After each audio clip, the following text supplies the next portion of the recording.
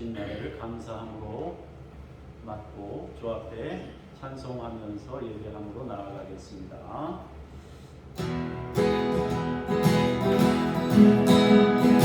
축복합니다. 주님의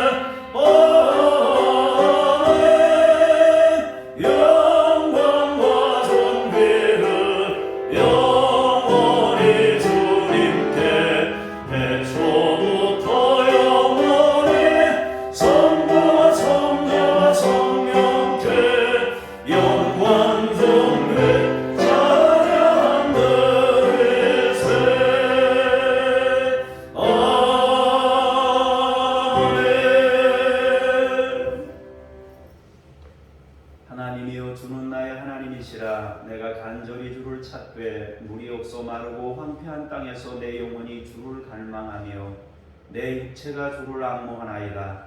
내가 주의 권능과 영광을 보기 위하여 이와 같이 성소에서 주를 바라보았나이다. 주의 인자하심이 생명보다 나음으로 내 입술이 주를 찬양할 것이다. 영원한 생명 되시며 인자하신 하나님, 주의 성소에서 주의 영광을 바라봅니다. 이 시간 우리 가운데 임재하셔서 하늘 영광을 맛볼 수 있게 하옵소서. 주 예수 그리스도의 이름으로 기도합니다. 아멘.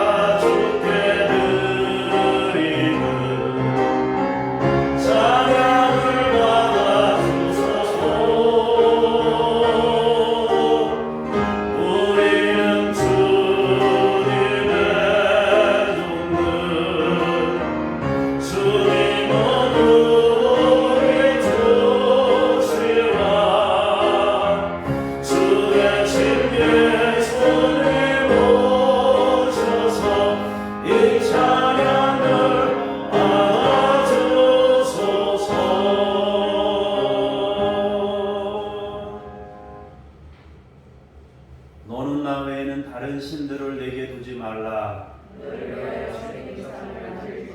너는 내 하나님 여호와의 이름을 망령되게 부르지 말라. 내 부모를 공경하라. 간음하지 말라. 내 이웃에 대하여 거짓 증거하지 말라. 참회의 기도로 함께 기도합니다. 거룩하신 하나님, 하나님을 찬미하기 전에 부정한 우리의 입술을 정결케 하여 주옵소서. 하나님과 나 사이를 가로막고 있는 진우 같은 죄를 제거하셔서 걸림이 없이 지존하신 하나님 앞에 서게 하여 주옵소서. 사랑하며 살라고 배웠지만 형제를 미워했고 하나님을 신뢰하며 고난을 견디라 들었지만 재물과 권력에 기대어 살았습니다.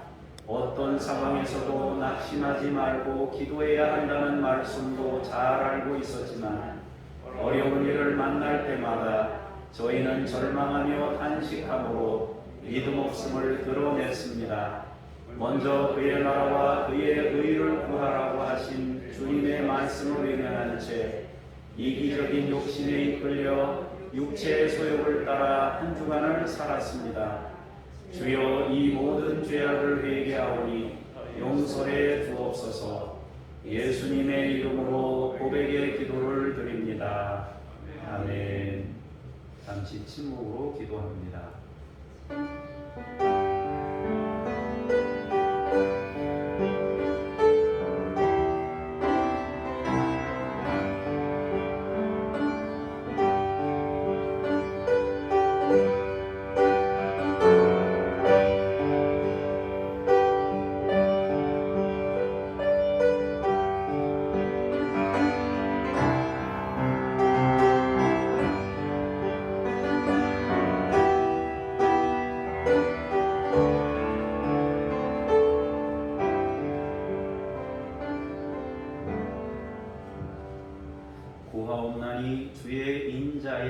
담대하심을 따라 이 백성의 죄악을 사하시되 애굽에서부터 지금까지 이 백성을 사하신 것 같이 사하시옵소서.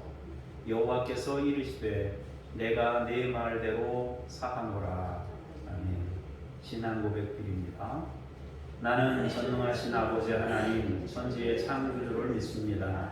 나는 그의 유일하신 아들 우리 주 예수 그리스도를 믿습니다.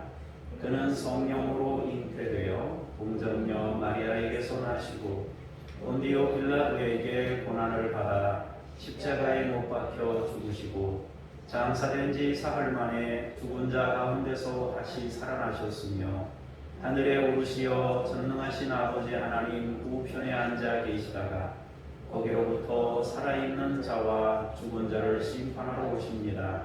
나는 성령을 믿으며 거룩한 공교회와 성도의 교제와 죄를 용서받는 것과 몸의 부활과 영생을 믿습니다. 아멘. 자리에 앉으셔서 기도합니다. 자비로우신 아버지 하나님, 아무 공로 없는 죄인들이 오직 십자가 은혜만을 의지하여 하나님을 뵙고자 성소로 올라왔습니다. 사순절 기간을 지내고 있사오니 저희의 영의 눈을 더욱 밝히 열어주셔서 죄인들을 위해 고난받으신 예수님을 볼 수 있게 하여 주옵소서. 예수님께서 걸어가신 고난의 발자취를 저희도 따르게 하시고 골고다 언덕에서 예수님께서 지신 십자가를 저희도 지게 하여 주옵소서. 주님 예루살렘에 가신 이유가 우리의 죄를 해결하기 위함이며 십자가를 통한 구원임을 깨닫고 전심으로 찬양하게 하옵소서. 세상 영광 때문에 찬양하는 것이 아니라 하늘 영광을 바라보며 주님을 온전히 찬양하게 하옵소서. 사람들이 침묵하면 돌들이 소리 지를 것이라고 말씀하실 만큼 찬송 받으시기 원하신 주여, 우리에게 성령을 부어주셔서 주님을 소리 높여 찬양하게 하옵소서. 삼위일체 하나님께만 영광을 돌리는 거룩한 예배가 되기를 원하오며 우리 죄를 대속하신 예수님 이름으로 기도합니다. 아멘.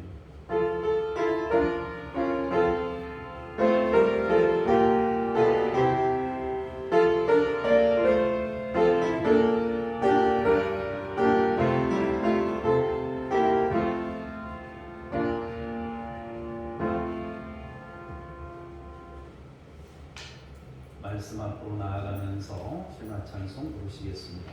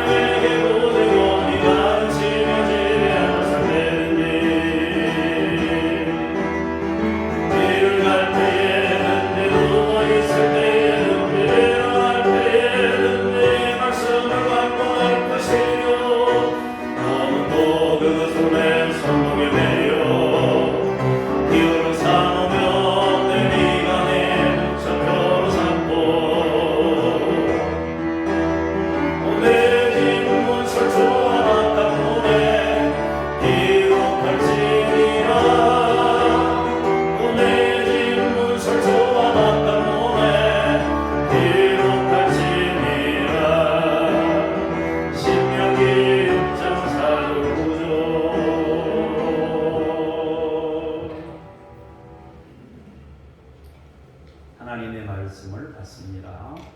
누가복음 19장 28절에서 31절까지의 말씀을 박미영 권사님 봉독하시겠습니다. 예수께서 이 말씀을 하시고 예루살렘을 향하여 앞서서 가시더라.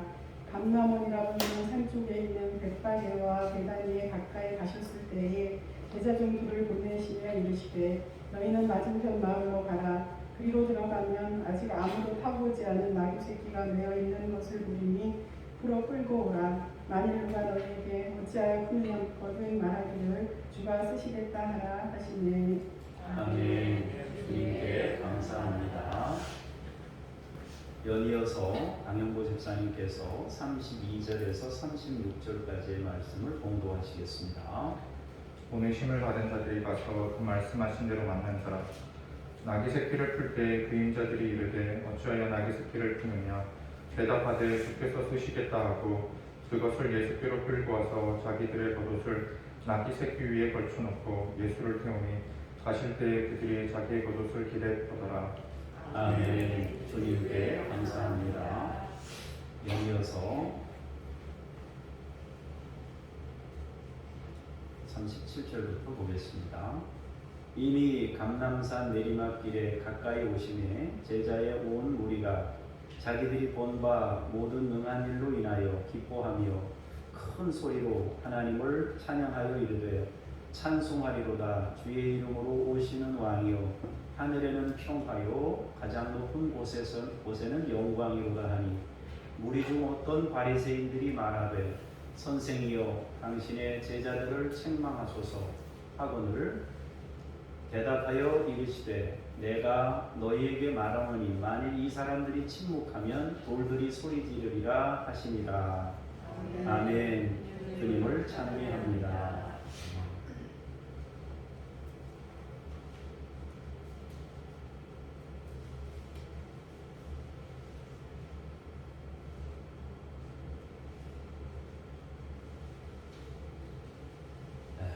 오늘은 주님을 찬양합니다 라는 제목으로 말씀의 은혜를 나누겠습니다.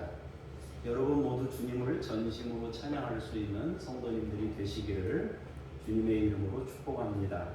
하나님께서는 우리를 지으실 때 하나님을 찬송하도록 지으셨습니다. 사람은 하나님을 찬양할 때 가장 건강한 마음 상태를 유지할 수가 있습니다. 하나님을 찬양한다 그러니까 뭔가 이렇게 하나님께 드리는 이런 생각을 먼저 떠올리게 되는데 또 이렇게 목소리를 내고 이런 것들을 먼저 떠올리게 되는데요.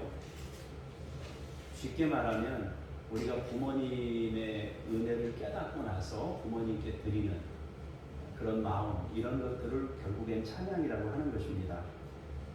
다시 말해서 가장 건강한 상태의 마음을 갖게 되는 그것을 말하는 것입니다. 사람은 그래서 찬양할 때 가장 행복하고 감사하는 마음 상태 그것이 가장 행복한 상태인데 그 마음 상태를 말하는 것입니다. 하나님을 찬양한다는 것은 내가 누구인지 안다는 의미입니다. 하나님을 찬양한다는 것은 그분의 은혜를 깨달은 것을 의미합니다. 내가 찬양해야지가 아니라 은혜를 알기 때문에 감사한 마음이 폭발해서 나오는 것입니다. 그리고 결국 가장 건강한 상태가 하나님을 찬양할 수 있는 상태입니다. 이 찬양이라고 하면 사람들은 먼저 노래를 떠올립니다. 그러나 곡조보다 더 중요한 것은 하나님께서 어떤 분이신지를 아는 것입니다. 누구든지 하나님의 사랑을 만나게 되면 찬양하게 됩니다. 또 시켜서 하는 것이 아니고 또 이걸 해야 되는구나. 하나님을 찬양하는 게 성경에 있으니까 해야 되는구나.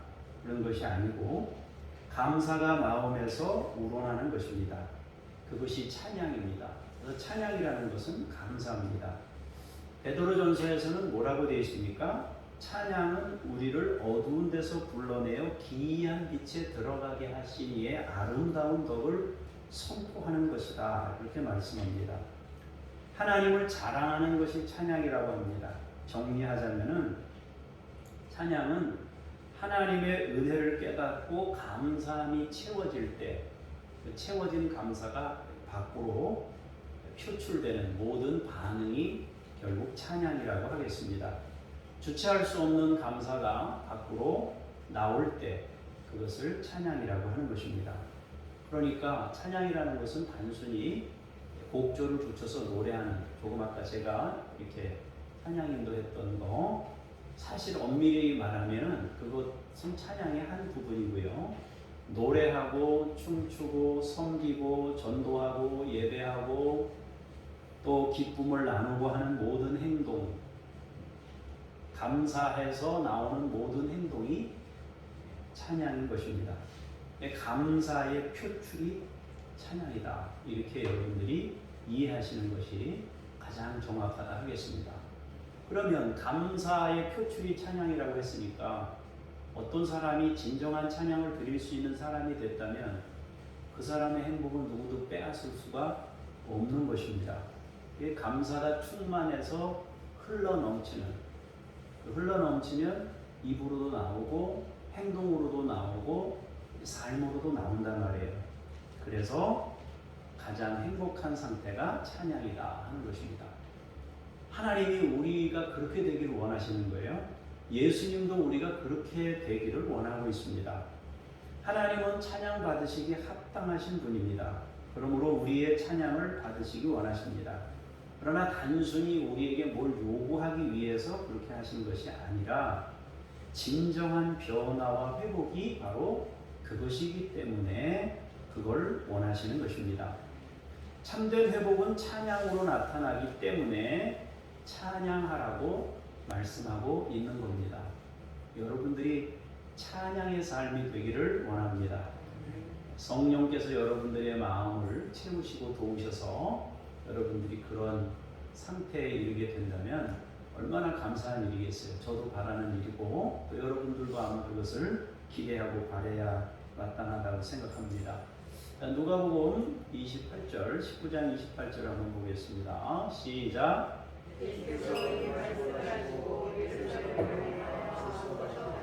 아멘.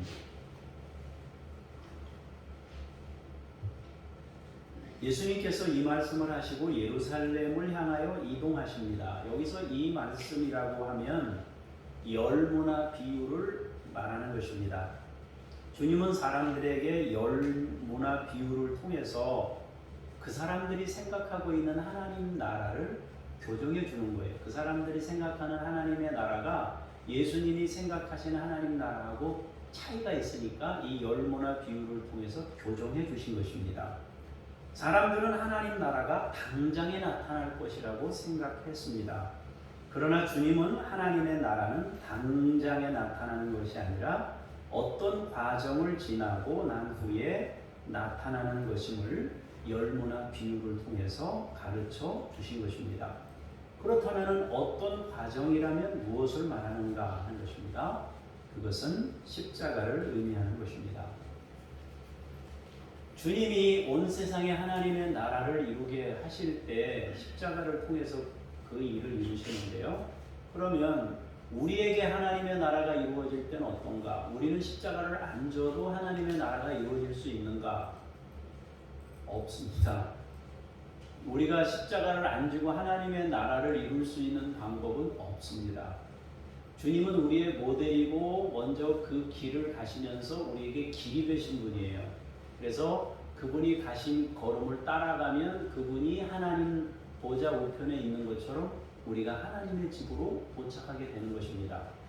그러므로 우리는 주님의 도움을 힘입어서 그분이 가신 걸음을 성령님과 함께 따라가는 사람들이 되어야 하는 것입니다.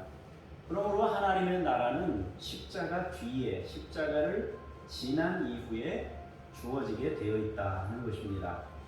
하나님 나라에 대해서 왜 주님과 사람들은 시간적 차이를 가지고 있었을까요? 이유는 하나님 나라에 대한 생각이 달랐기 때문입니다.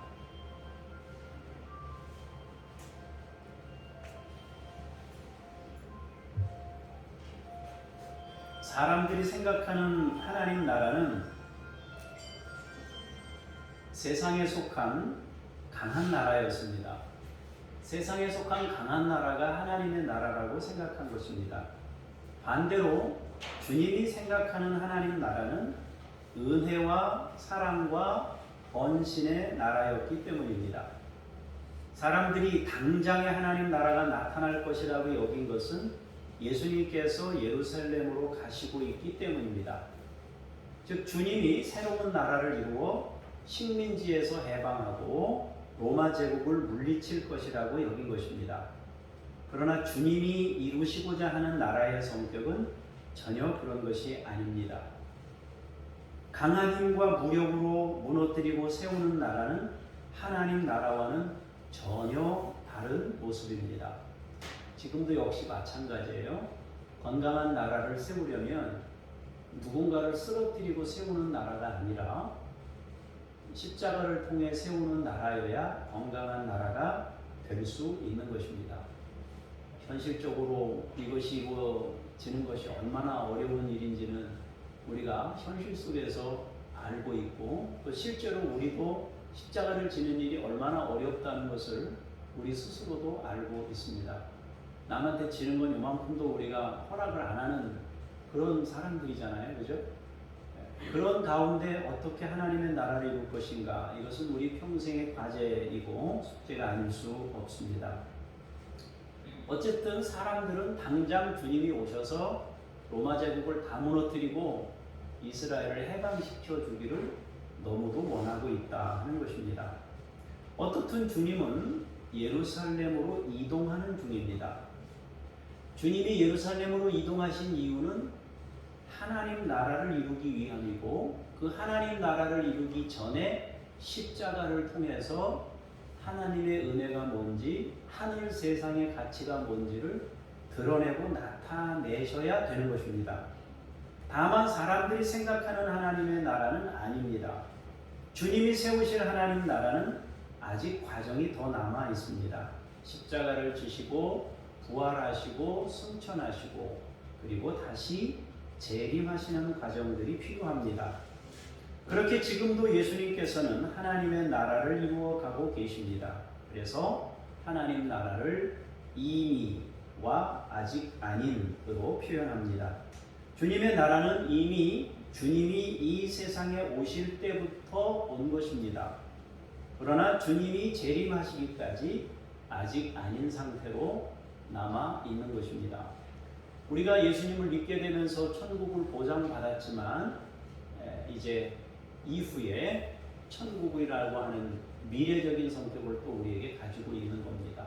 그래서 하나님의 나라는 현재적인 성격과 미래적인 성격을 함께 함축하고 있다 하겠습니다. 어쨌든 주님은 지금 예루살렘을 향해 가고 있어요. 하나님 나라를 이루기 위해서. 그런데 사람들이 생각하는 하나님 나라와 예수님이 생각하는 나라가 달라요. 다른데 어쨌든 가고 있는 거예요. 동상이몽에 지금 이동하고 있는 중입니다. 그렇게 보시면 됩니다. 29절에서 31절입니다. 시작. 산쪽에 있는 벳바게와 베다니에 가까이 가셨을 때에 제자 중 둘을 보내시며 이르시되 너희는 맞은편 마을로 가라. 그리로 들어가면 아직 아무도 타보지 않은 나귀 새끼가 매여 있는 것을 보리니 풀어 끌고 오라. 만일 누가 너희에게 어찌하여 푸느냐 묻거든 말하기를 주가 쓰시겠다 하라 하시매. 아멘. 주님은 예루살렘으로 가시다가 감람원이라 불리는 산 쪽에 있는 벳바게와 베다니에 가까이 가셨습니다. 거기서 주님은 제자 두 사람을 맞은편 마을로 보내서 어린 나귀가 거기 매여 있는데 그거 풀어서 끌고 오라. 아직 아무도 타지 않은 나귀다. 어린 나귀니까 아직 아무도 안 탄 거예요. 조금 이렇게 나귀가 컸으면 다른 사람이 뭐 타거나 뭐 이렇게 됐겠죠. 그러니까 아직 타보지 않은, 그러니까 아직 어린 나귀예요. 그 나귀를 풀어 끌고 와라. 혹시 주인이 그 남의 거 왜 푸냐 이렇게 묻는다면은 주가 쓰시겠다 하라 하고 풀어 끌고 오라 이렇게 말씀하셨습니다. 감람원은 감람산이라고 하는데요. 이곳은 해발 900m, 예루살렘이 700m거든요. 예루살렘이 700m고 이 감람산은 900m, 그러니까 한 200m 정도 되는 산이에요. 그러니까 그렇게 높은 산은 아닙니다. 그렇다고 해서 뭐 너무 낮은 산은 아니지만 걸어 올라가려면 200m도 거리로는 안 되지만 산 높이가 200m면은 높은 거거든요. 어쨌든 그 정도 된다고요. 지금 이제 해발로 따지면은 저기 태백이 해발 700고지거든요. 그러니까 700m 정도 되는 거예요. 그 태백 쪽이 그 정도 높이가 이 예루살렘 높이다 이렇게 여러분 보시면 되겠습니다. 어쨌든 이 거리는 예루살렘에서 한 1km 정도 되는 거리에 그 산까지 거리가 1km 정도 되는데 그 산에 올라가면은 전부 보이는 거예요. 남산 타워 정도 여러분이 생각하시면 될 것 같아요. 남산 타워 올라가면 서울 시내가 보이잖아요. 요즘엔 아마 남산 타워도 남산 타워지만은 롯데 빌딩인가요? 뭔가요? 어쨌든 그 빌딩이 높잖아요. 100몇 층이잖아요. 저도 아직 거기를 못 가봤는데 지나가면서 보긴 했습니다만 그 높은 빌딩 위에서 서울을 보는 뭐 그런 거랑 비슷한 곳이에요. 그래서 이동하기 알맞은 거리 정도 되는데 주님이 그곳에서 제자들에게 나귀를 풀어 끌어오라 그러신 거예요. 그러니까 1km 정도라고 하니까 어디냐? 예루살렘에서 1km예요. 예루살렘에서 1km니까 지금 용화 다리 있잖아요. 여기서 지금 가면 용화 다리가 1km예요. 우리 교회에서 1km. 그러니까 지금 언덕 위에서 이렇게 내려가는 거니까 이 지금 장호에서 맞은편 마을 가서 나귀 끌어와라. 그 나귀를 타고 이제 용화까지 간다. 이렇게 이 정도로 여러분이 이해하시면 아마 쉽게 이해할 수 있을 거예요. 그러면 주님은 왜 나귀를 풀어서 끌어오라고 하셨는가? 그래서 스가랴 9장 9절에 잘 나타나 있는데요. 같이 한번 읽어보겠습니다. 시작. 시온에 따라 크게 기뻐할지어다. 예루살렘에 따라 즐거이 부를지어다. 보라, 내 왕이 내게 임하시나니 그는 공의로우시며 구원을 베푸시며 겸손하여 나귀를 타시나니 나귀의 작은 것 곧 나귀 새끼니라. 아멘. 예수님께서는 예언과 약속의 말씀대로 나귀를 타신 것입니다. 그리고 주님이 말 대신 나귀를 타신 이유는 왕이시지만 공의로우신 분이다. 구원을 베푸시는 분이시기 때문이고 겸손하시기 때문에 그렇게 하셨다 그럽니다. 주님은 어린 나귀를 타시는 것으로 예언의 성취와 함께 자신이 이루실 하나님의 나라가 어떤 성격인지를 드러내고 있는 겁니다. 나귀를 타고 입성하시면서 왕이시란 말이에요. 왕인데 어린 나귀를 타고 들어가는 거예요. 그래서 주님이 이루시려는 나라의 성격을 보여주고 있는 거예요. 예언 성취와 함께. 그런데 여기서 한 가지 궁금증이 더 생깁니다. 왜 주님은 겸손하시다고 하면서 이런 요란한 입성을 하신 것인가 하는 겁니다. 겸손하셔서 그리고 예언의 성취를 위해서 나귀를 타신 것은 이해가 되는데 마치 이벤트를 하시는 것처럼 이렇게 하시는 이유가 뭐냐 하는 것입니다. 더구나 그 함성이 며칠 뒤에는 비난으로 돌아올 것을 분명히 아셨을 텐데도 그렇게 하셨단 말입니다. 이것은 조금 뒤에 다시 설명하기로 하고 말씀 또 보겠습니다. 32절 36절입니다. 시작. 보내심을 받은 자들이 가서 그 말씀하신 대로 만난지라. 나귀 새끼를 풀 때에 그 인자들이 이르되 어찌하여 나귀 새끼를 푸느냐. 대답하되 주께서 쓰시겠다 하고 그것을 예수께로 끌고 와서 자기들의 겉옷을 나귀 새끼 위에 걸쳐놓고 예수를 태우니 가실 때에 그들이 자기의 겉옷을 뒤에 펴더라. 아멘. 어떻든 주님이 보내신 제자 두 사람은 맞은편 마을에 가서 말씀대로 나귀를 만납니다. 그래서 나귀를 푸는 거예요. 그리고 그 나귀 주인과 그 주변 사람들도 만나요. 여기서 나귀 임자들 그랬는데 나귀의 주인이 여러 사람이라는 뜻이 아니고 나귀의 주인은 한 사람이지만 나귀 주인과 함께 거기 여러 사람이 같이 있었다. 최소한 두 사람 이상은 거기 나귀 곁에 있었던 거예요. 주인과 함께 임자와 함께 있었던 거죠. 그런데 주인한테 묻지도 않고 푸는 거예요. 나귀를 풀어서 이제 끌고 올라오고 하니까 당연히 주인이 묻지 않겠어요. 남의 걸 왜 풀어가느냐. 당연히 그렇게 물을 거 아니겠어요? 제자들은 나귀 새끼를 풀어요. 근데 말씀하셨던 것처럼 주인과 주변 사람들이 왜 남의 나귀를 가져가느냐 하고 당연히 질문합니다.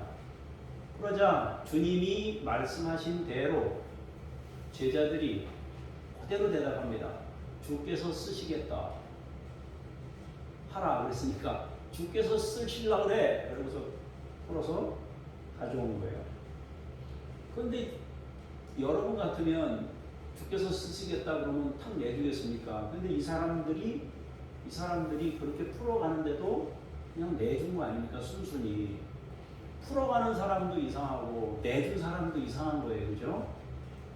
이렇게 두 사람이 나귀를 끌어오자 사람들은 자기들의 겉옷을 나귀 위에 얹어놓고 주님을 거기에 태웁니다. 그리고 길에는 사람들이 자기의 겉옷을 길게 펴니다.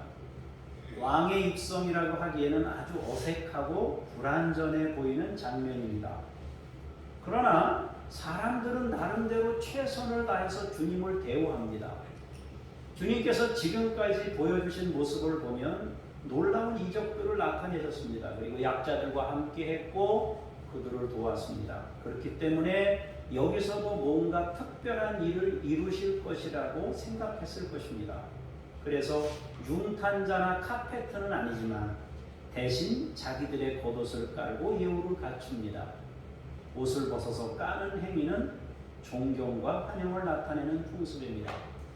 제가 어느 날 유튜브를 보다가 아프리카의 선교사님들하고 예배드리는 그 지역의 아이들의 모습을 본 적이 있어요. 근데 그 아프리카 땅에 그냥 막 다 쓰러져가는 집에 뭐 이런데 희한한 거는 우리가 먹는 음료수 깡통이나 통이나 이런 것들이 걔네들 손에 있다는 거예요. 뭐 어떻게 전달되는지 뭐 그래 모르지만 근데 이제 그거 가지고 막 두드리고 춤을 추는데요. 얼마나 웃기는지 내가 한참 보고 웃었습니다. 조그만 애들이 10살, 12살, 뭐 13살 뭐 이런 애들이 막 춤추고 노래하는데요. 그냥 뭐 이런 거 하나 안고서 뭐 막대기로 두드리는 애들부터 시작해가지고 역시 그러고 있더라고요. 지금 모습이 바로 그런 모습이에요. 근데 왕의 입성이라고 하기에는 좀 어색하지만 신앙의 눈으로 보면 굉장히 아름다운 광경입니다. 영적으로 보자면 굉장히 아름다운 광경인데 세상의 눈으로 보자면 터무니없는 광경입니다. 우리는 여기서 잠시 한두 가지 질문을 해야 되겠습니다. 먼저는 어떻게 제자들은 주님의 말씀에 당당하게 나귀를 풀어서 끌어왔느냐 하는 것입니다. 두 번째로 나귀 주인은 어떻게 순순히 나귀를 내어주었느냐 하는 것입니다. 이 부분에 대해서 어떤 사람들은 그렇게 얘기해요. 주석에서 막 그런 얘기들을 해요. 나귀 주인이 예수님과 인척관계였을지 모른다. 주님이 쓴 인척관계. 혹은 미리 약속이 되어 있었다. 미리 주님이 손을 써놓으셔가지고 다 인간적인 생각이에요. 어떻게 보면. 또는 주님이 신적인 능력으로 명하셨기 때문에 그 권위에 압도당해서 그냥 순순히 내는 것이다. 이렇게 생각하고 해석하는 사람들도 있습니다. 여러 가지 해석들이 있습니다. 그러나 저는 이것은 당시의 분위기를 말하는 것이라고 생각합니다. 이미 위에서 설명드린 대로 사람들은 예수님께서 예루살렘으로 이동하실 때 하나님의 나라가 당장에 임할 것으로 여기고 있습니다. 그래서 주님은 그들을 수정하기 위해서, 생각을 바꾸기 위해서, 교정하기 위해서 열무나 비유를 말씀하셨습니다.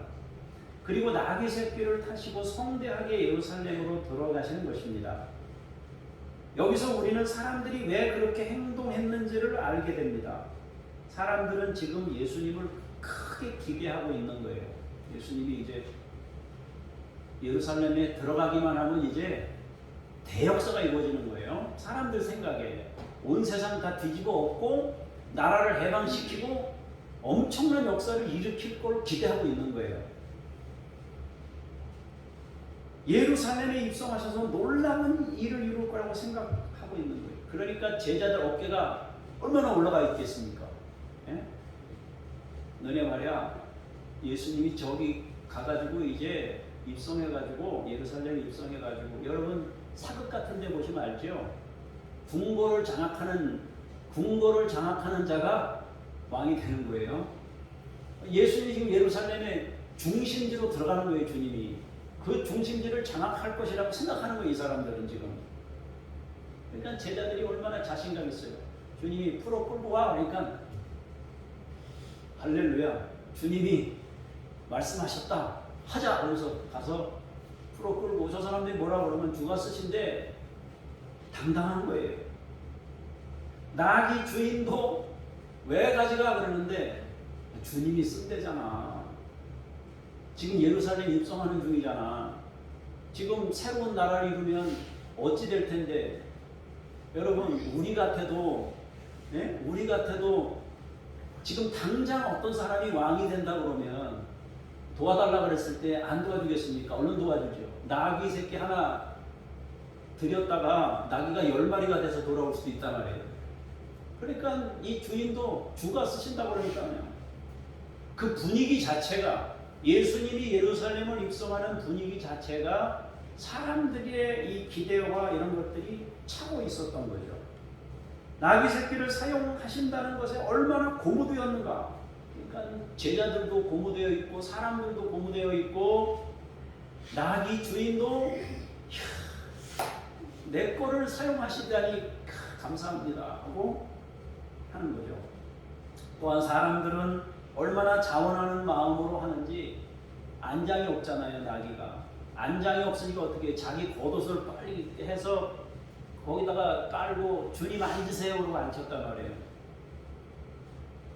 그리고 카페트 대신에 옷을 벗어가지고 막 길바닥에 여러 사람들이 막 까는 거예요. 환영하는 거예요. 이 옷 하나쯤이야 아무 상관없다.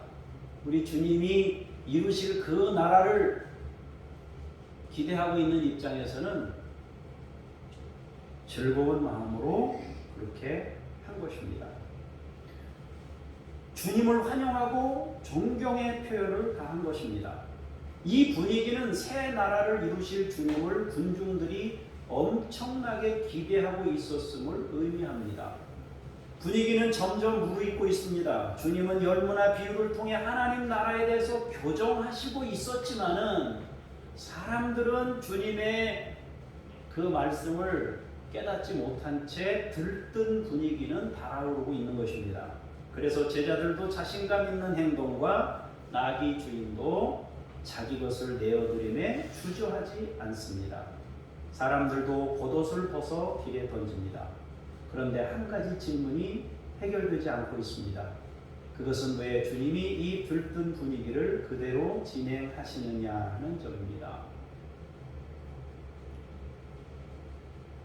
그냥 느낌으로 우리가 주님이 이렇게 하신 이유가 뭐겠습니까? 진정한 찬양 상태가 이런 거예요.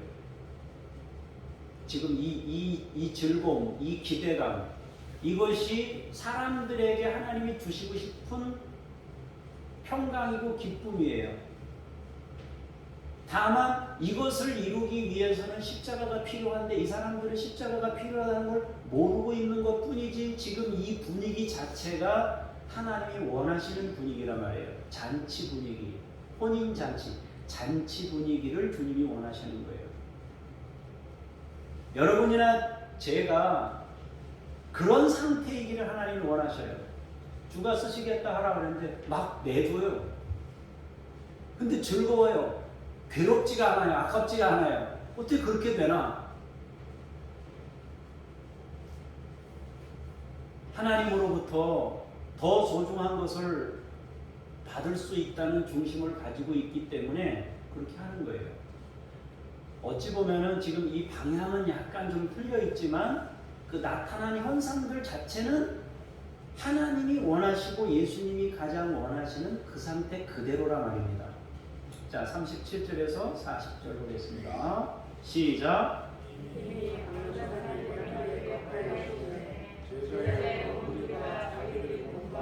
모든 능한 일로 인하여 기뻐하며 큰 소리로 하나님을 찬양하여 이르되 찬송하리로다. 주의 이름으로 오시는 이여 하늘에는 평화요 가장 높은 곳에서는 영광이로다 하니 무리 중 어떤 바리새인들이 말하되 선생이여 당신의 제자들을 책망하소서 하거늘 대답하여 이르시되 내가 너희에게 말하노니 만일 이 사람들이 침묵하면 돌들이 소리 지르리라 하시니라. 아멘. 이제는 주체하기조차 어려울 만큼 분위기가 점점 고조됩니다. 사람들이 이제는 찬송하기 시작합니다. 소리를 높이기 시작하는 거예요. 이제 뭐 이 옷 벗어서 까는 건 아무것도 아니에요. 와, 막 함성이 들리고 호산나 다윗의 자손이여 뭐 찬송하리고 주의 이름으로 오시는 이여 하늘에는 영광이고 땅에는 평화입니다. 막 외치는 거예요. 어느 정도 크게 외치니까 바리새인들이 듣다가 도저히 못 봐주겠는 거예요. 당신의 제자들을 책망하소서. 그러자 주님께서 뭐라고 말씀하십니까? 이 사람들이 침묵하면 돌들이 소리 지를 거다. 여기서 우리는 주님께서 이 상황을 그대로 인정하고 받으셨음을 알게 됩니다. 분명히 지금의 모든 상황은 동상이몽입니다. 사람들이 생각하는 하나님 나라와 주님이 생각하시고 바라보는 하나님 나라는 완전히 다릅니다. 그럼에도 불구하고 주님은 사람들의 찬양을 받으셨고 더 나아가 이들이 침묵하면 돌들이 소리 지를 것이라고 하시면서 마땅히 일어나야 할 찬양임을 분명히 하셨습니다. 그렇다면 주님은 왜 이렇게 하셨는가 하는 겁니다. 주님은 십자가를 지시고 죽으실 때 사람들의 찬양은 절망과 배신과 분노와 저주로 바뀔 것을 아셨습니다. 그럼에도 불구하고 분위기가 고조되는 것을 그대로 묵인하셨고 받으셨습니다. 바리새인들의 제재에도 불구하고 마땅한 것이라고 하셨습니다. 바리새인들은 주님이 이런 대접을 받는 것이 못마땅했을 것입니다. 그래서 제자들을 책망하라고 했습니다. 반대로 사람들은 엉뚱한 하나님 나라를 생각하면서 찬양하고 있습니다. 그런데도 그것을 그대로 진행하게 두셨습니다. 왜 그러셨는가?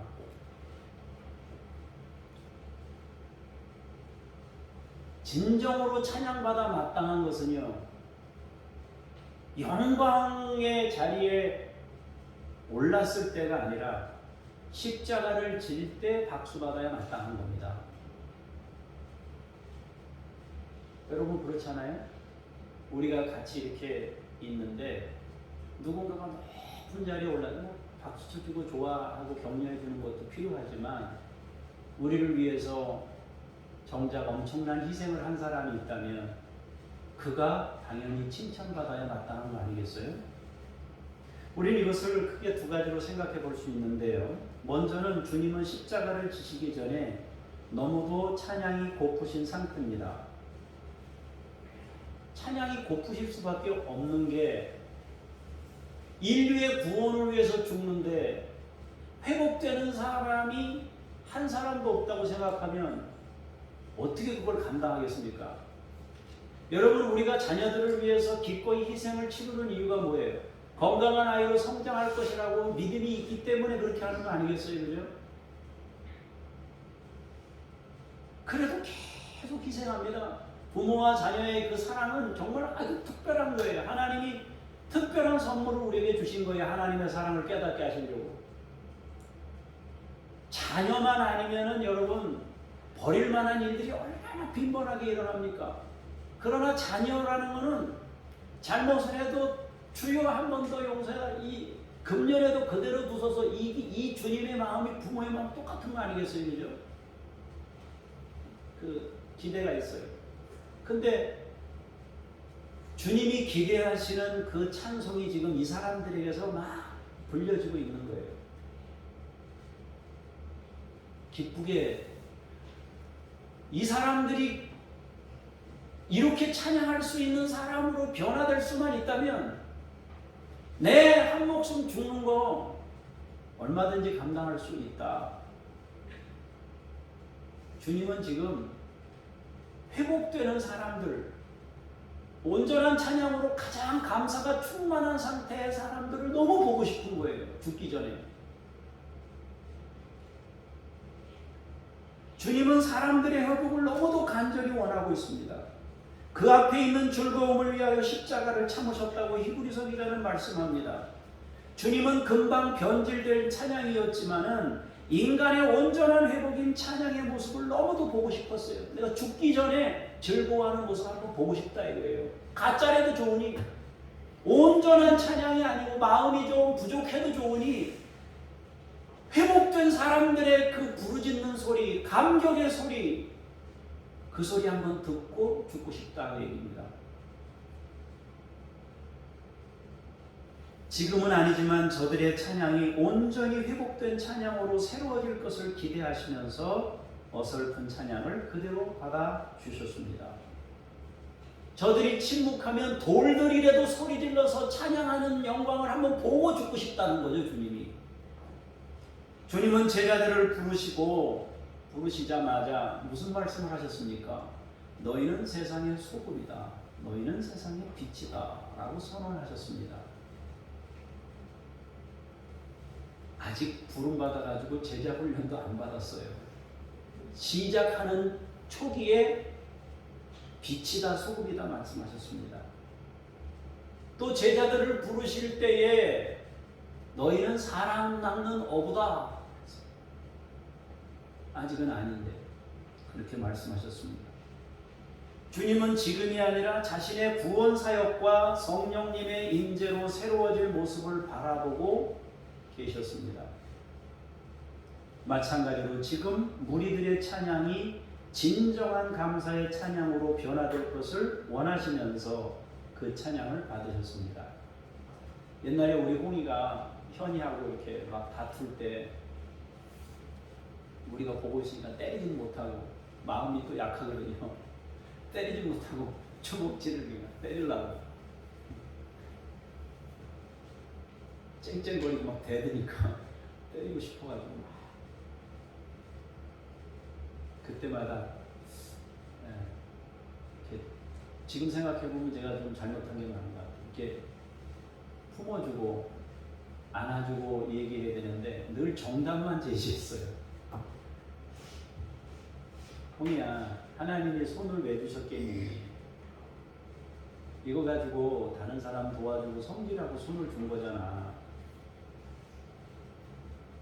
그런데 형제인데도 이렇게 하면 그러면 지금까지 둘 사이에 있었던 과정은 다 생략하고 정답만 막 요구하는 거 아니에요, 그죠? 얼마나 목사로서 정답만 가르치면서 공감하는 걸 못하고 애들을 그렇게 키웠는지 모릅니다. 지금도 그러고 있는지도 몰라요. 여러분들에게. 여러분들을 공감하기보다는 하나님의 뜻으로 살으라고 막 외치고 있는지도 몰라요. 성령님께서 여러분을 공감하시기를 축복합니다. 제가 하나님의 뜻을 전하면 여러분들이 하나님의 뜻으로 말씀을 받고 성령님의 공감하심을 통해서 위로받으면서 믿음 생활할 수 있길 바라요. 어쨌든 주님이 너희는 소금이다, 빛이다. 미리 선언합니다. 홍이한테 이거는 다른 사람 섬기라고 준 거다. 이 손은 누구 때리라고 준 게 아니라 도와주라고 함께 협력하라고 준 거다. 지금 당장은 아니지만 그때 당시에 뭐 10살, 열 몇 살 때, 그때 초등학교 다닐 때 그때는 아니지만 지금 막 섬길 수 있는 그런 상태가 아니지만 너의 정체성은 그거다. 예수님도 제자들에게 너의 정체성은 소금이다, 빛이다, 어부다 그랬습니다. 마찬가지로 지금 무리들의 찬양이 진정한 감사의 찬양으로 변화될 것을 원하시면서 그 찬양을 받으셨습니다. 어설프지만 이제 이 찬양이 십자가를 보고서도 드릴 수 있는 찬양이 되기를 원한단 말이에요. 영광의 자리로 나아갈 때 나귀를 내주는 사람이 아니라 십자가를 질 때 나귀를 내줄 수 있는 사람으로 바뀌어야 되는 거예요. 우리가 십자가를 지는 찰나에 나귀를 풀 수 있는 담대함이 그게 진짜란 말이에요. 이제 예루살렘 입성하면 영광의 왕이 돼가지고 세상을 호령한다 하고 어깨다 힘주고 가서 나귀 푸는 게 아니라 주님이 헌신합니다. 우리 같이 헌신합시다. 그거잖아요. 풀 때 어디다 쓰려고 그럽니까? 영광으로 되돌아옵니다. 그게 아니고 저주로 되돌아올 수밖에 없는 거 아니에요. 금방 이제 막 십자가에 매달리러 가는 거잖아요. 그러니까 이게 완전히 전혀 우리가 생각하는 거하고 딴판으로 가는 거 아니에요. 두 번째로 사람들의 찬양이 세상 영광을 바라고 하는 찬양이 아니라 십자가를 깨닫고 드리는 것이 되어야 한다는 것입니다. 주님은 그 십자가를 지실 것입니다. 주님은 사람들의 찬양을 자신이 지실 십자가와 연결하여 받으신 것입니다. 물론 사람들은 자기들이 기대하는 것을 바라고 찬양하고 있습니다. 그러나 주님은 사람들이 드리는 찬양이 곧 십자가와 연결되어 부르게 될 것을 기대하고 있습니다. 지금은 그렇지만 나중에 이제 사람들이 주님이 받으신 이유가 결국엔 십자가를 향해 가신 그분에게 박수를 치는 이런 신앙인들이 되기를 원하신 거였구나 하는 걸 우리가 알게 된단 말이에요. 자신이 죄사함을 이루고 부활하여 영원한 생명의 길을 여신 후에 사람들이 그것을 깨닫게 될 때 지금과는 다른 온전한 찬양을 하게 될 것임을 아셨습니다. 주님은 진정한 찬양이 십자가를 향해 걷는 주님께 드려야 하는 것임을 사람들에게 선언하신 것입니다. 앞으로 사람들은 또 우리들은 언제 어떻게 찬양해야 하는지를 알게 되었습니다. 십자가를 향해 걸을 때 마땅한 영광을 돌려야 합니다. 십자가가 영광이 되어야 함을 선언하신 것입니다. 찬양은 십자가를 향해 걸을 때 주어져야 하는 것입니다. 아까 찬양이 뭐라고 그랬습니까? 감사의 표출이라고 그랬습니다. 감사의 표출로 나타나는 모든 헌신들, 이런 모든 것들은 십자가를 바라볼 때 해야 되는 것입니다. 자신은 십자가를 앞두고 있습니다. 그래서 그것을 받으셨습니다. 마땅히 받아야 된단 말이에요. 마땅히.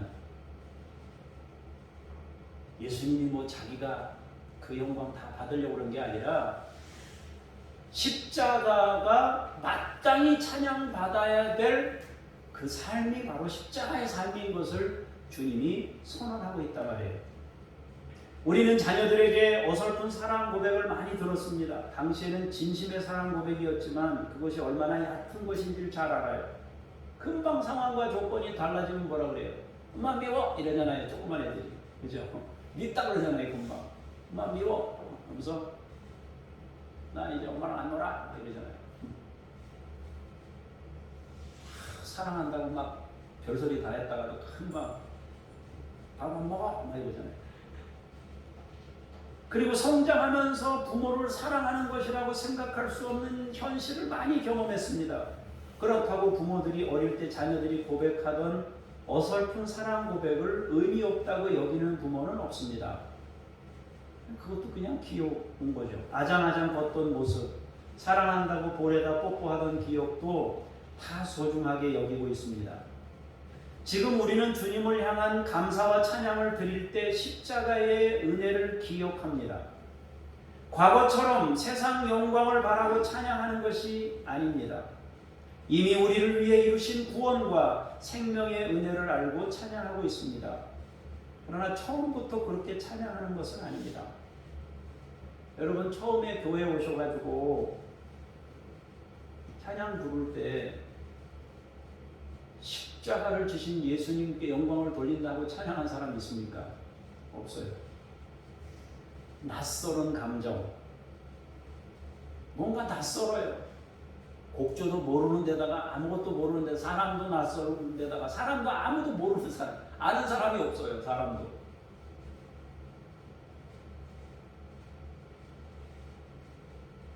목사님은 또 어려워요. 근데 찬송은 부르래요. 낯설죠. 낯설은 감정으로 하나님을 찬양했습니다. 처음에는. 조금 지나면 어때요? 하나님의 은혜를 조금 맛본 다음에 어때요? 아, 찬양 가락도 또 좀 괜찮은 것 같고 신나고 악기도 있고 이제 막 이러니까 믿음 생활도 꽤 괜찮네 하고 우리가 찬양을 부릅니다. 그러나 성장한 신앙이 되면 감동이 되고 은혜가 뼛속 깊이 느껴져 찬양을 부르게 됩니다. 그때 찬양은 처음에 불렀던 찬양, 단순히 어떤 육체의 흥에 겨워 부르는 그 찬양을 뛰어넘는 것입니다. 사랑하는 성도 여러분, 우리의 찬양이 어떤 단계에 드려지는 찬양인지 조금씩 다를 수는 있습니다. 그러나 주님은 우리의 찬양을 받으십니다. 그리고 그 찬양이 감동과 감사의 찬양으로 성숙하기를 기대하고 바라고 있습니다. 다시 말하면 우리가 온전한 기쁨으로 회복되고 온전한 감사로 회복되어서 즐거워하고 찬송하며 감사하고 그 상태로 살아가기를 너무 원하고 있다는 거죠. 그 일을 위해 주님이 지금 십자가를 지러 가시는 거예요. 그렇게 살아라. 지금 내가 예루살렘에 들어가고 있는데 지금 그 감격과 즐거워하는 그 모습으로 내가 원하는 게 그거다. 그렇게 살아라. 그렇게. 계산이 안 되는 나기도 막 내줘. 가자. 뭐 한번 낯선 사람이 풀어가는데 그냥 괜찮아요. 그게 여러분 월드컵 때 있었던 일 아니에요? 좋아가지고 서로 안 왔는데 보니까 남자야, 여자야. 아이고, 누구야? 당신 누구예요? 모르는데 괜찮아. 그때는 흑심을 품은 게 아니에요. 그냥 나도 모르게 마음이 들떠서 아는 거예요. 근데 괜찮아. 차량이 가다가 받았어. 받았는데 각자 고칩시다. 갑시다. 그런 사람이 많았대잖아요. 하나님, 주님이 원하시는 일이, 십자가를 통해 원하시는 일이 바로 그것이었어요. 그 감정, 그 마음을 주님이 원하신 거예요. 그건 은혜를 깨달을 때 있을 수 있는 거예요. 환희, 황홀, 에덴 동산을 말하는 거예요. 환희, 황홀, 에덴 동산. 우리는 분명히 구원의 은혜가 감사해서 드리는 찬양으로 온전히 회복될 것입니다. 하나님은 살아계십니다. 성령님은 우리에게 임재하십니다. 그분이 우리를 그렇게 인도해 가실 겁니다. 주님이 제자들에게 너희는 소금이다, 너희는 빛이다 라고 처음부터 선언하셨던 것처럼 우리를 향해 너희의 찬양은 참된 회복의 찬양이 될 것이라고, 너희는 찬양하는 무리라고 그렇게 선포하시는 것입니다. 사랑하는 여러분, 저도 여러분에게 부탁하고 또 축복하기를 여러분들이 감사하고 찬양하고 진정으로 행복해하는 상태에 이르는 그런 분들이 되시기를 축복합니다. 기도하겠습니다. 주님, 찬양이 얼마나 고프셨는지요. 십자가를 지고 죽으시기 전에 회복될 사람들을 기대하며 그 짐을 지셨습니다. 아버지요, 누군가 회복될 수 있다는 확신이 들 때 기꺼이 희생을 전제할 수 있습니다. 하나님 아버지, 우리가 예수님이 이루시고자 했던 그 하나님의 나라를 이루기를 원하며 주의 뜻을 나타내기를 원합니다. 주가 쓰시겠다 할 때 기꺼이 내줄 수 있는, 그런데 그것이 너무 즐겁고 내 것을 쓸 수 있다는 것 때문에 감사한 그런 믿음의 상태에 이르도록 우리 가운데 함께 해주시고 성령의 도우심으로 역사하시옵소서. 감사드리며 주 예수 그리스도의 이름으로 기도합니다. 아멘.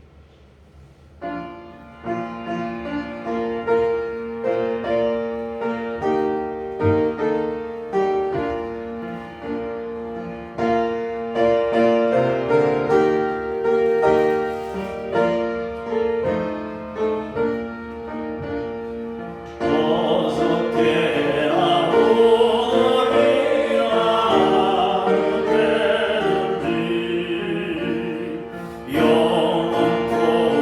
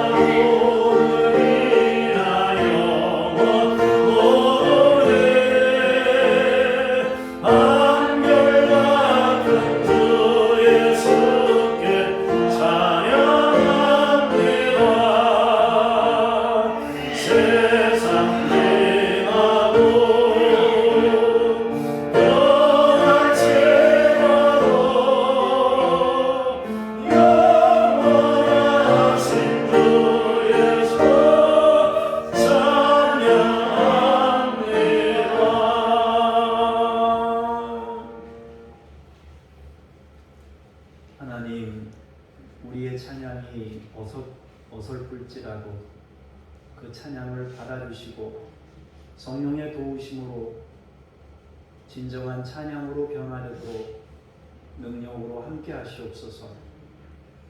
아버지 하나님, 우리가 기쁜 마음으로 나귀를 풀어 십자가 지시는 주님께 내어드리듯이 예물을 구별하여 올려드립니다. 주여, 주께서 받아주시고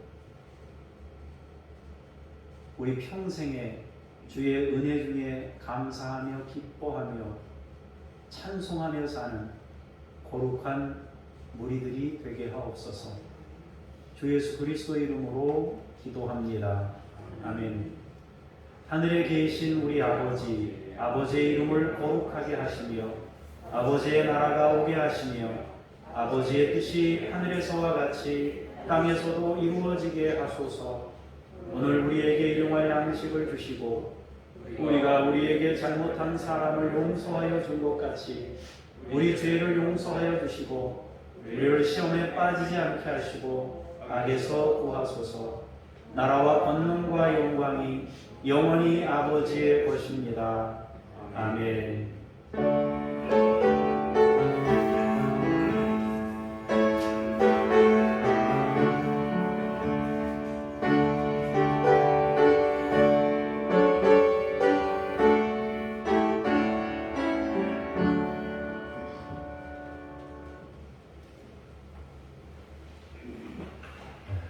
광고는 주보 내용을 참조하시기를 바라고, 주보 내용 참조하시기 바라고요. 암송 찬양 하나 부르고 제가 기도하겠습니다.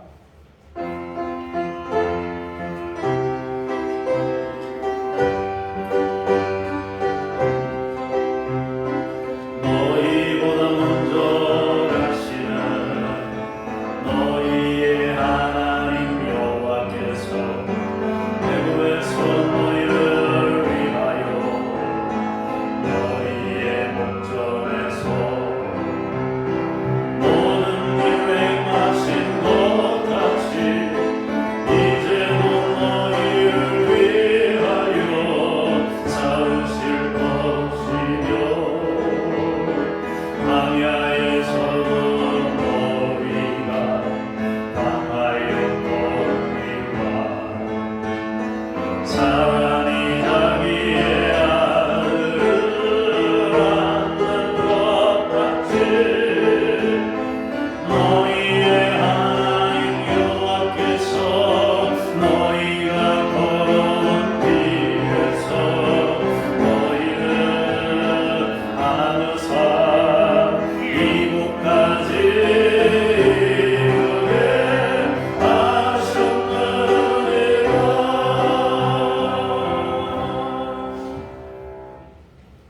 기도하겠습니다. 하나님 아버지, 함께 온 성도의 마음을 모아 중보기도 합니다. 북한의 강압에 의해 억류된 사람들의 영육을 지켜주옵소서. 강제 실종된 사람들이 50년부터 현재까지 20만 명에 달하고 있습니다. 이미 세상 떠난 사람도 있겠지만 묶여있는 사람이 있다면 그들의 영육을 지켜주시고 해방을 얻을 수 있게 해 주옵소서. 아프가니스탄을 위해 기도합니다. 탈레반이 재점령함으로 고통받는 국민들이 있습니다. 1% 미만의 기독교인들이 고통을 당하고 있습니다. 긍휼을 베풀어 주시옵소서. 20년 전쟁으로 17만 명이 희생됐습니다. 하나님, 그곳에 평강이 임하게 해주시고 거짓 평화가 아닌 누군가의 강제에 의해 움직이는 사회가 아닌 자유와 해방이 있는 나라가 되도록 주께서 아프가니스탄에 함께 하시옵소서. 하나님, 우즈베키스탄의 전쟁이 종식되게 해주시고 주께서 열방에 일어나고 있는 온갖 전쟁과 폭력들이 사라지도록 권능으로 역사하여 주시옵소서. 이성희와 북한 어린이들 랴바 임마누엘에게 주의 성령을 보내셔서 이들이 건강한 가운데 양육받고 세워지도록 은총 베푸시옵소서. 하나님, 우리가 섬기는 김유엘 선교사님, 이웃 아저씨 아줌마 내외, 이동식 서명숙 선교사님, 김수현 김명숙 선교사님, 천애술리 선교사님에게 함께하사 그들의 사역 가운데 놀라운 열매가 나타나도록 주께서 함께하시고 인도하여 주시옵소서. 하나님 아버지, 우리 성도님들을 축복하며 기도합니다. 하나님께서 복을 주시고 하는 일마다 복되게 하시고 가정에 주의 평강을 주시고 우리의 자녀들이 믿음으로 잘 성장하여 주의 뜻을 이루게 하시고 독립된 인격과 독립된 생활을 할 수 있도록 하나님께서 우리의 자녀들 가운데 함께 하시고 역사하여 주시옵소서.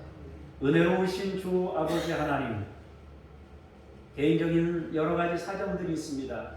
하나님께서 그 사연들을 일일이 다 아시오니 주께서 예배하는 그 시간마다 그 사정들을 들어주시고 예배를 통하여 치유가 일어나고 회복이 일어나고 감사 찬양이 넘치는 건강한 믿음의 사람들이 될 수 있도록 주께서 인도하시고 은혜 베풀어 주시옵소서. 하나님, 선거가 끝났고 또 선거가 남아 있습니다. 하나님, 불완전한 사회에서 불완전한 모습이지만 민주를 이루기 위해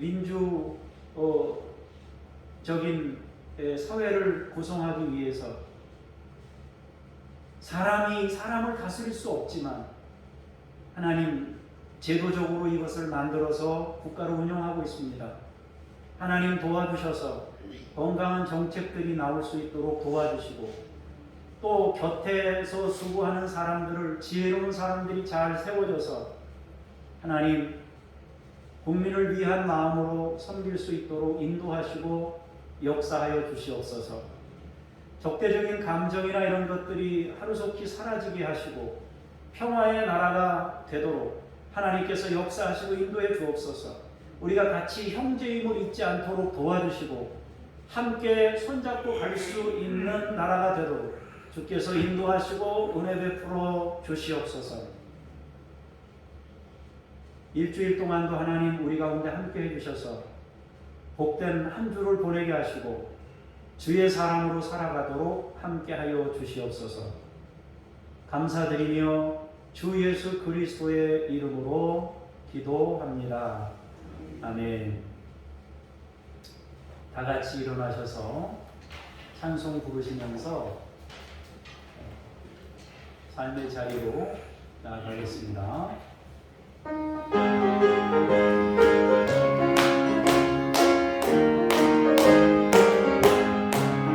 내가 매일 기쁘게 술래에게 내나는 주의 팔이 나를 안보하며 내가 주의 행복을 받는 참된 비결 주의 영이 함께하리라.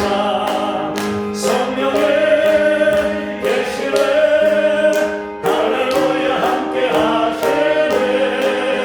좁은 길을 걸으며 남다 기뻐하는 주의 영이 함께하리라.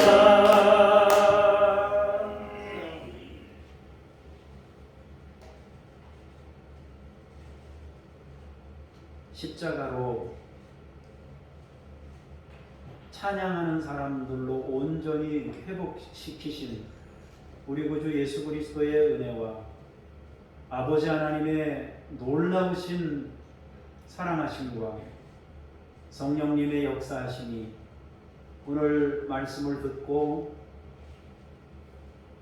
찬양으로 온전히 회복되는 삶으로 살기를 원하는 하나님의 사람들 머리머리 위에 주께서 세우신 교회들 위에 이제로부터 영원까지 함께 하시기를 간절히 축원하옵나이다.